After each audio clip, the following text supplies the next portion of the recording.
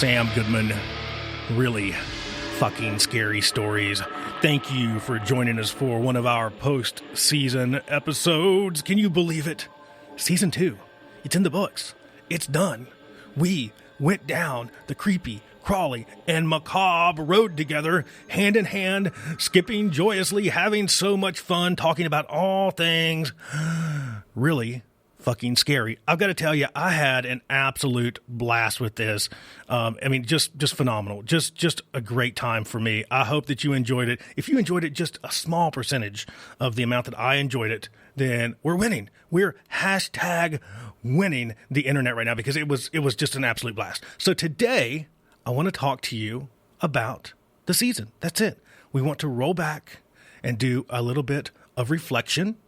But before we do, head over to www.palehorsemedia.co. You can check out this podcast. You can check out all the others. So you don't have to be done. If you want to continue to hear my lovely voice, you can. You can head on over there and you can check out our other podcasts like The Hop Nerd or Hey Y'all with Sam Goodman. If you're just fiending for some more from us, you can check out stuff over there and you can get some more before season 3 comes later this year. Both those podcasts are super fun too. The Hop Nerd is more like worky kind of professionally kind of stuff, but it's super duper helpful. I think it's really useful for a lot of folks. And Hey Y'all with Sam Goodman is just kind of a steady stream of my consciousness. So it's just me vomiting thought. But if that's something that you like, definitely go check that out. And I've shared with you that the merch store is over there. So we have merch from Pale Horse Media Co., from all 3 of the podcasts, this one and the other 2 that we just talked about. And I got to tell you, the really fucking scary stories merch, like, I really love it. And we're constantly piecing together new designs. So yeah, it's really cool. And I told you, like, I'm a t-shirt nerd. Like, it's got to be like the right shirt, the right fit. Like, that's just who I am. There's not many things in my life that I'm picky about, but t-shirts, hats, stuff like that, super duper picky. So let's jump into today's subjects. Reflections on season 2 of really fucking scary stories.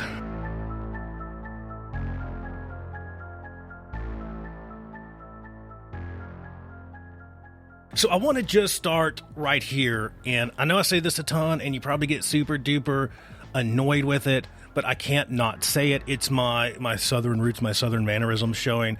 I am just so thankful to everyone out there that continues to tune in, all the folks that started with us in season 1, have progressed with us through season 2, all my new creepy fam out there. I mean, you all just rock. You literally make this thing possible with all of your love, all of your support, seeing you share the podcast, comment on stuff, like stuff. I mean, it really is you. Like, I joke around and I say that I do this for me, it's not for you, but it's for all of us, right? It's just that. So I've just got to say thank you. And for me, I talk about how much I enjoyed season 2 because I did. It was just a lot of fun. So number 1, it was just a lot of fun, but y'all are the ones that made it a lot of fun for me, because when I'm recording these things, when I'm piecing this together, it really excites me to get to share this stuff with you, and then for you all to kind of then create that loop, right, and come back to me and be like, oh, this was really good, or that really sucked. And I just really enjoyed the entire process. So again, thank you. Lots and lots of fun for me. I already said it, but if it was just an ounce as much fun for you as it was for me, then we're winning. That's it. That's all I can say. So we started this season with a bunch of preseason stuff. So this was a totally new concept for really fucking scary stories. So when we first started the podcast, we started it with, this kind of mindset of like a traditional, like every week kind of podcast. And, like with all podcasts, you kind of have to get your legs under you and you start figuring out the style. So just a little bit of really fucking scary stories history, I guess.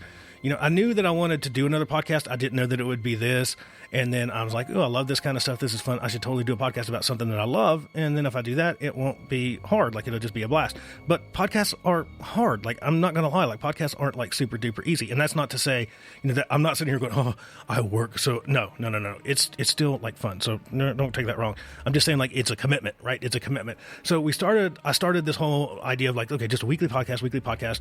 And when you have 2 other podcasts going, and then like regular work, and then like regular life, and then like side jobs and like all that stuff, it can quickly become a burden. So I'd heard this idea. One of my friends had actually mentioned this, is like, podcasts always do this thing where it's like every week, and it's just that you're supposed to start and you're supposed to do it like every week forever until you die, right? And I'm like, why, right? And that was kind of the input, was like, you don't have to do that. Like, you could do seasons. Why don't you try seasons next podcast? And I'm like, boom, mind blown, seasons. And then we can approach it from this idea of kind of like you see like shows, right? Like you go to Netflix, you can go on and you can watch a season, and then a little while later another season comes out, and it's pretty good because I can get a little bit of a breath in between. It gives us time to like plan the podcast a little bit better. And so that's ultimately how we ended up in the seasons. And then as we kind of started, it was like, art in progress here. Recording the seasons, I'm like, I don't really want to wait all the way, but I don't want to be like, locked in to like doing like that whole nonstop podcast until I die. So maybe we could do some preseason stuff. And that's how I landed on kind of doing preseasons, because I didn't want to just leave you hanging. I wanted to bring you like some appetizers in between until we got to the full season. So that's kind of sort of why we did the whole preseason thing. It was fun, right? I'm always going to land on fun. You should guess that by now. It's always going to land on fun. But it was a nice way to be able to bridge the gap between season 1 and season 2. So we started the preseason with some heavy hitters, right? Some heavy hitters right out of the gate. And I would like to say that this was all, some big grand design and strategic plan that I came up with. But it's not. Like, I honestly just kind of like pull together in my head what I want to talk about, and I sit down and record a few episodes. And it kind of happens when I get to the studio and, I kind of start researching stuff, and then we pull them together. But I did want to start with some like really good stuff. I didn't just want to throw out like some breadcrumbs of like really kind of crappy stuff in the preseason. So our first real preseason episode, we did Big Ed Kemper, which was a blast. And then right after Ed Kemper, we jumped into the Night Stalker. And out of the preseason stuff, I got to tell you that the Night Stalker episode was probably my personal favorite preseason piece, just because it's just such an interesting story. And then just the kind of the amount of havoc, the amount of fear that gripped really all of California, like during the Night Stalker's reign of terror, it was just palpable. Like, as you read this stuff and as you kind of watch the shows and the documentaries on it, it's just a really gripping, really scary fucking story. And then kind of seeing the nuts and bolts behind basically the investigation, going from like nothing, we can't figure this out, to then seeing it kind of like start to get pieced together with the footprint evidence, seeing it get pieced together with some eyewitness stuff, seeing it get pieced together with the type of gun that was used. It was just interesting to see how the crime came to, the crime spree came to an end. But it was really fucking scary though for me, because you kind of imagine this like going on today. Like, I think about, we're here in Phoenix. If something similar was happening in Phoenix, it would be really fucking scary, because the Night Stalker, Richard Ramirez, he was just kind of random. Like, it could be anyone. And I think that's why that fear, why that terror was so visible, because there was no limit, right? It could be anyone. It could be your house tonight. Like, that's it. Like, you could be snoozing, you and your significant other, and then while you're asleep, this is the part that was really terrifying for me, right? So, after I recorded that, after I was doing all the research for that, I had these few moments where I'm like laying there in bed at night thinking about this as I fall asleep, right? Really, talk about really fucking scary. And you're going, these people, like, they did not think this would be their last night on Earth, right? Laid down, go to sleep, never woke up, because while you were asleep, Richard Ramirez, the Night Stalker, put a 22 or a 25 caliber slug through your head. Just like lights out. That's it. You're asleep. Boom. Lights out. Not coming back. Right. And just so that fear of that, plus that it could be anyone at any time of night, usually, right? But anyone at any time of the night, God, just fucking scary, fucking insane. But to watch that full story kind of arc kind of come full circle to where, they're chasing him through the streets to catch him. He tries to steal some cars, and basically the citizens of a neighborhood are like, fuck no, fuck no, not here, not our neighborhood. This shit stops today. And they basically beat the immortal dog shit out of him and detain him until police arrive. That was kind of like one of those moments where it's just like, this should have never happened, but that is the way that you would want it to end, right? That is the way. If you had to pick a way for it to end, that was it. And if the police would have been a few more minutes later, the end would have been more, let's just say that Richard Ramirez, I don't think, would have had to die later in his jail cell, from a natural death. I feel like they would have probably put an end to him right there if the police would have been just a few more minutes behind. So yeah, that was definitely my favorite preseason episode. But from there, we moved on and we talked about like some haunted places. One of my favorite places in Arizona is the La Posada.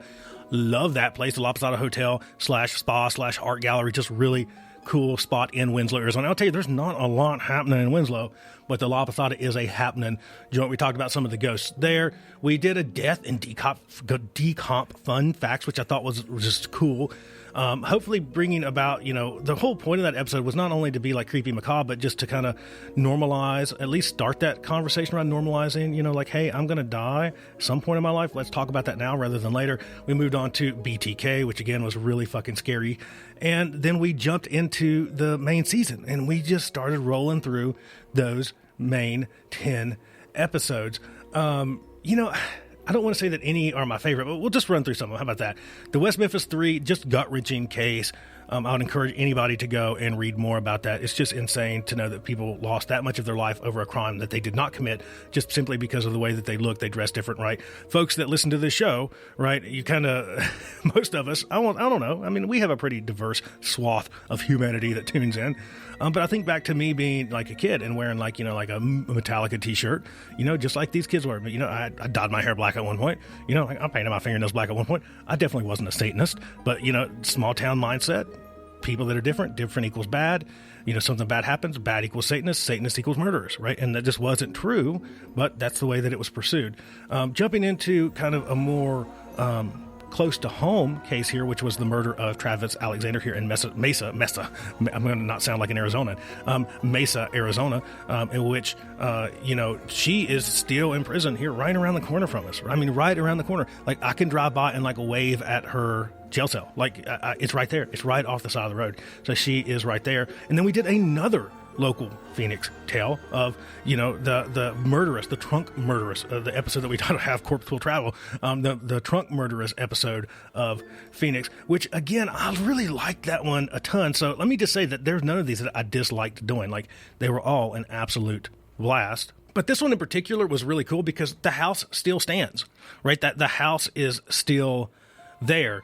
So you can drive by and you can see it. It's here in downtown Phoenix. And then just the oddity of the case, right? Kind of this lady seemingly getting fucked over, right, by the dude. I can't remember his name off the top of my head. It's been a minute since I recorded that episode. And basically, she's left to her own to basically deal with these bodies. And God knows how these people were actually killed. Like, it's just a lot of mystery. And then just the story of her life in general was just really interesting. But just the fact that house is still here, that you can go take a look at it. If you're ever in Phoenix, go take a look at the murder house in Phoenix. That's what it's called. It's called the Murder House. We moved into the infield poltergeist, which was cool. I am super skeptical about that one. Just saying.